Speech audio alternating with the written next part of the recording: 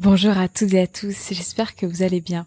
Aujourd'hui, un épisode solo et court, je pense, pour venir vous parler de deux situations que j'ai vécues là juste récemment et qui, au final, amènent à penser que quand les choses ne vont pas comme on l'espère, ne pas en faire une affaire personnelle.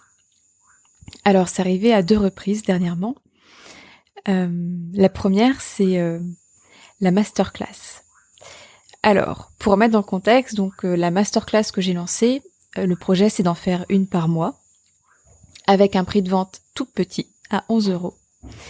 Et, et qu'en fait, c'est une thématique qui est euh, secrète. Et 48 heures avant que la masterclass se réalise vraiment, eh bien, le prix augmente. Là, c'était 44 €. Et du coup, comme ça, vous saviez la thématique. Alors là, la thématique, cette fois-ci, quand j'ai révélé, c'était autour du fait de sortir de sa zone de confort. Et moi, je proposais une autre façon d'envisager cette expression qu'on entend et qu'on voit un peu partout dans le développement personnel, mais aussi dans le coaching, comme un élargissement de zone de confort. Et que finalement, parfois, souvent même, les sorties de zone de confort se font de façon beaucoup plus confortable qu'on se l'imaginait. Et du coup, voilà, je trouve que l'élargissement de zone de confort, ça permettait d'apporter un peu plus de positivité et aussi de vérité, car souvent, c'est juste voilà un élargissement. Et qu'au fur et à mesure, et ben, à chaque fois qu'on entame des actions qui on peut sentir des contractions internes, et ben au fur et à mesure, voilà, permettre d'élargir nos champs des possibles, nos opportunités, nos rencontres, enfin voilà, notre zone de confort. Et je l'ai annoncé, il me semble, 4 jours à l'avance que je lançais ce projet-là, donc c'était assez rapide comme lancement. Et honnêtement, j'avais pas forcément énormément d'attentes en termes de participants. J'aurais eu 10-15, j'aurais été vraiment très très heureuse. Et il se trouve que 2 ont payé pour participer à cette masterclass. Donc je les remercie si elles écoutent ce podcast. Et il y avait aussi mes clients actuels avec qui je les accompagne. Et ça, c'était d'office automatiquement dans l'aventure masterclass, puisque je considère que ça fait partie de notre aventure commune. Donc finalement, il me semble qu'on était... tous mes clients s'étaient pas inscrits au groupe, donc je crois qu'on était 6. Et le jour de la masterclass, grande surprise, tous ceux qui s'étaient inscrits dans le groupe étaient présents. Et franchement, ça m'a fait chaud au cœur. Parce qu'en plus, moi, la masterclass, comment je l'envisageais, c'était pas forcément moi qui blablatais tout le temps, mais plus de créer une interaction. Et c'est vrai que sur ce format-là, ça a été très pratique. Et en plus, chacun et chacune, ils ont tous participé et apporté aussi leur pierre à l'édifice, leur réflexion, leur ressenti par rapport à ça. Et j'ai trouvé que cette masterclass était vraiment d'une grande richesse. Donc, en fait, certes, j'ai eu que 2 personnes qui ont payé pour assister à cette masterclass, mais j'aurais pu être déçue et me dire, je vais arrêter là parce que ça veut dire que ça intéresse personne. Et je me suis dit, bon, il y en a 2 qui ont osé suivre leur intuition et ont pris la masterclass sur une thématique secrète. Je m'engage vraiment à en faire une par mois jusqu'au mois de décembre, jusqu'à la fin d'année. Et après, on verra, tout simplement. Donc, voilà. Ne pas en faire une affaire personnelle et persévérer. Et je verrai bien. Si ça se trouve, à la masterclass prochaine, il y aura, pareil, que 2 personnes qui achèteront. Et puis, ça se trouve, il y en aura beaucoup plus. On verra bien. Mais j'ai vraiment envie de tester ce format, moi, personnellement. Aussi dans ma démarche d'entrepreneur, d'expérimentation. Donc, j'ai trouvé vraiment intéressant aussi de vivre ça. Et je sais combien ça peut faire peur à plein de personnes quand ils se lancent, ou même quand ils sont lancés comme moi, à proposer des choses et puis que ça soit un bide. Et je pense et j'encourage vraiment aussi à continuer, même si c'est pas forcément agréable, même si ça peut nous amener à nous remettre en question. mais c'est qu'une parmi tant d'autres expériences. Et parfois, en persévérant, on voit vraiment aussi si ça valait le coup ou non de continuer. Donc, je vous dirai ça en fin d'année. Et sinon, deuxième autre situation qui là m'a un peu plus touchée, c'est les ateliers qu'on a créés avec Marion Launay. Choisis tes propres règles. Et franchement, c'est une thématique avec Marion qu'on adore, d'être créateur de sa vie, d'aller chercher la vision, la destination vers laquelle on a envie d'aller, vers laquelle on peut aussi juste être en état de rêve. Et puis après, aller chercher les freins, voir les injonctions et les croyances qui nous limitent, qui nous empêchent parfois d'atteindre de façon consciente ou inconsciente cette destination pour laquelle on a envie d'aller vers. Et puis ensuite, l'itinéraire, donc définir les étapes, parce que la destination, on va pas d'un point A à un point B comme ça en un claquement de doigts, ou on se réveille le matin. Donc ça prend du temps, parfois plus ou moins de temps. Et puis souvent, c'est plein d'étapes intermédiaires qui permettent d'aller vers cette destination. Et puis parfois aussi, la destination, elle peut changer, parce que c'est la vie, c'est du mouvement. Et puis parfois, quand on se met en mouvement aussi, d'autres opportunités peuvent venir à nous. Donc ça, c'est un peu la magie de la vie. Mais voilà, pour moi, c'est des ateliers qui sont vraiment très chouettes. On avait mis un prix qui nous semblait juste pour nous deux, mais aussi accessible pour ceux qui étaient appelés à ce genre de thématique.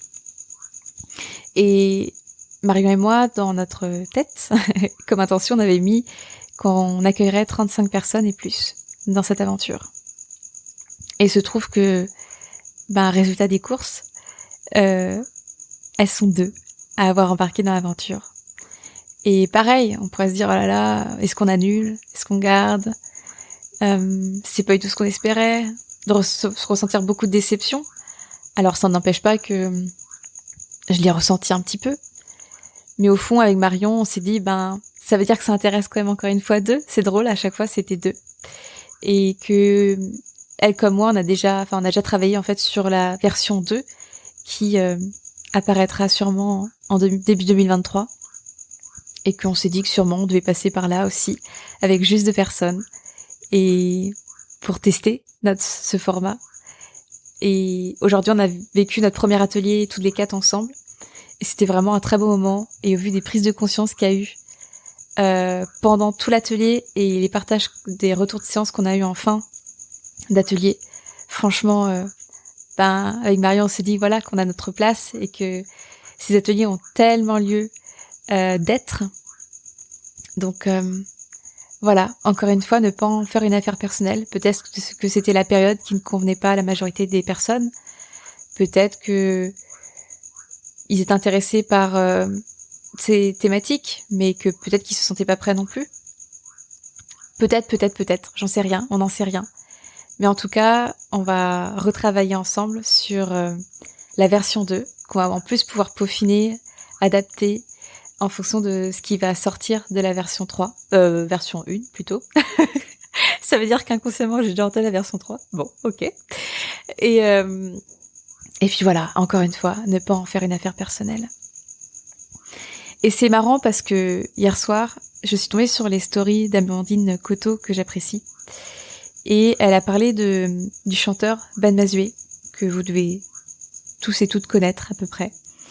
Et elle a mis « J'adore Ben Mazué. Il a tellement cru en ses rêves. Il a fait un concert avec 0 spectateur. Personne n'est venu. C'était sur une péniche à Paris. La clé du succès, c'est la persévérance. Croire en soi quand personne d'autre n'y croit encore. » Vous avez remarqué que tous les grands artistes entrepreneurs ont vécu des gros bides. Ce qui est drôle, c'est qu'en plein bide, on ne se dit jamais « Waouh, je suis en train de vivre un gros bide, c'est la voie du succès !» Quand j'ai commencé en naturo et que je faisais des conférences avec très peu de personnes, ma sœur me disait toujours « Pense à Isa Padovani qui a organisé sa première conférence devant 1 personne et c'était l'organisatrice de la conférence.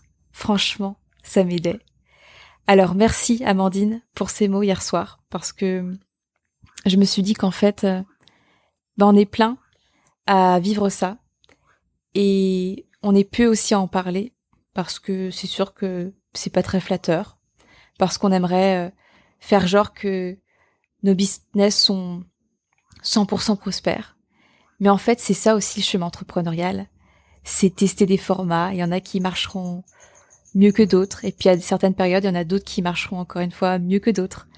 Et persévérer aussi, parce que c'est pas parce qu'on a proposé une fois et que ça n'a pas intéressé à cette période-là, avec la communauté qu'on avait à cette période-là aussi, que peut-être 2, 3, 6 mois plus tard, on repropose peut-être même le même format et que ça amène peut-être des dizaines de personnes. On n'en sait rien, en fait.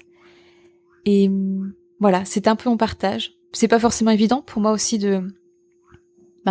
pour moi, je considère ça comme un partage un peu à cœur ouvert. Et j'espère que ça peut vous rassurer certains et certaines. J'espère aussi que ça peut inspirer certains et certaines à persévérer. Et peut-être, au-delà de persévérer, déjà de lancer leur première offre, lancer leur projet. Et parfois, on peut aussi se sentir paralysé par cette peur que ça n'intéresse personne. Et en fait, on n'en sait rien. Donc, essayez, persévérer. Et à chaque personne qui embarque dans le projet, de peut-être aussi exprimer de la gratitude pour ça. Parce que parfois, on peut avoir des idées comme « je veux tant de personnes, ça ferait tant de chiffre d'affaires ». Et en fait, déjà, rien que la seule première personne qui ose se lancer dans cette aventure, c'est déjà énorme. Donc, comme j'ai dit, merci énormément à ces 2 personnes qui ont embarqué dans cette masterclass à thématique secrète. Merci aux 2 personnes qui vivent et qui expérimentent cette aventure. Choisis tes propres règles. Merci à vous. Et voilà. Et merci aussi aux personnes qui embarquent en individuel avec moi. Vous êtes de plus en plus nombreux et nombreuses et c'est inestimable pour moi. C'est enrichissant au possible. C'est des séances qui, moi, me font vivre parfois des expériences que j'ai pu vivre ou qui parfois aussi m'éveillent à d'autres façons de faire et de trouver des solutions ensemble, de vous motiver, de vous booster, d'être là, d'être présente, de croire en vos projets, de la spectatrice, l'observatrice de toute votre expansion. C'est tellement beau à vivre pour moi. Donc merci. Je vous souhaite une belle journée et je vous dis à très bientôt. En tout cas, c'est sûr, à vendredi prochain pour les prochains podcasts.